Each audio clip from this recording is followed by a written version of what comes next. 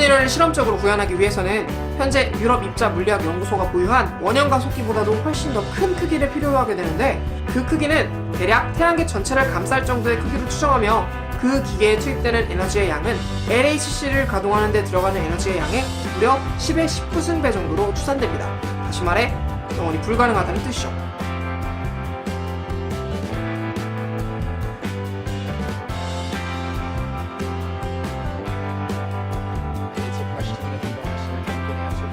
It's a big philosophical problem that we have to deal with in terms of what science can say about our world, because we are always the observer in science. So we are still always constrained by what is ultimately coming into the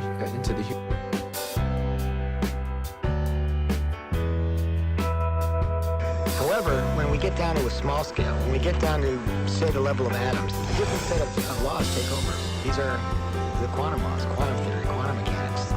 And at that level, particles may be in multiple places at the same time.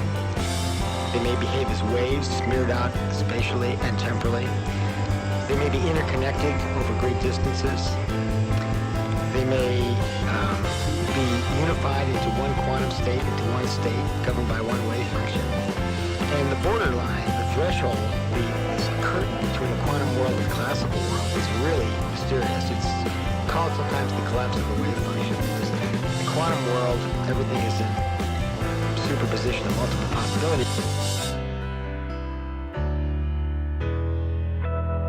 Particle, which we think of as a solid thing, really exists in a so-called superposition, a spread out wave of possible locations. And it's in all of those at once. The instant you check on it, it snaps into just one of those possible positions. Quantum superposition implies that a particle could be in two or more places or states simultaneously. And this is a very bizarre concept, and one of the hallmarks of the quantum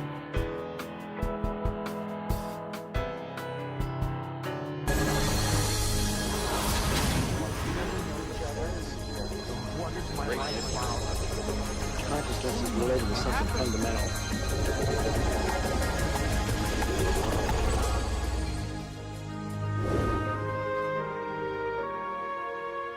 Have you ever seen yourself through the eyes of someone else that you have become? What an initiation.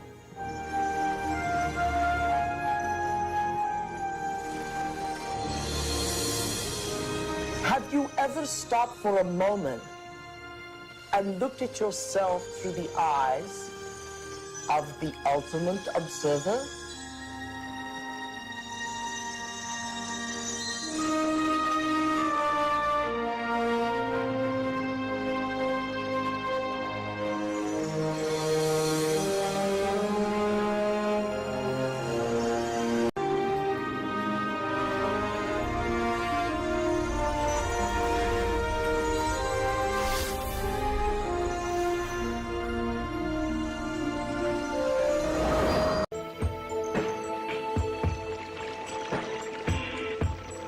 There actually are choices in the direction of how a life can go that are contingent upon small level quantum effects not being washed out. There's a great mystery called the mystery of the direction of time. There's a certain sense in which the fundamental laws of physics that we have don't make any interesting distinction, say, between past and future. For example, it's a puzzle from the standpoint of the fundamental laws of physics. Why we should be able to remember the past and not have the same kind of epistemic access to the future. It's a puzzle from the standpoint of these laws, why we should think something like, by acting now, we can affect the future but not the past. These things, that we have a different kind of epistemic access to the past and the future, that we have a different kind of control by acting now over the future than we do over the past. These things are so fundamental to the way we experience the world that that it seems to me not to be curious about them is to be, 3/4 of the way to being dead. But the great-great-granddaddy of wacky quantum weirdness is entanglement. If time reversal symmetry destroys the notion of time, then entanglement crushes our experience of space. Two objects, two electrons created together, are entangled. Send one to the other side of the universe. Now, do something to one, and the other responds instantly.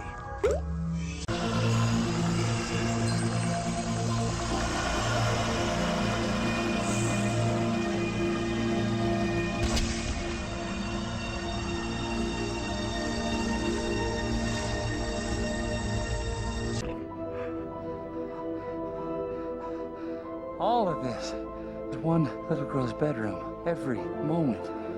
It's infinitely complex. They have access to infinite time and space, but they're not bound by anything. They can't find a specific place in time. They can't communicate. That's why I'm here. I'm gonna find a way to tell Murph, just like I found this moment. How, Cooper? The love, Tars, love.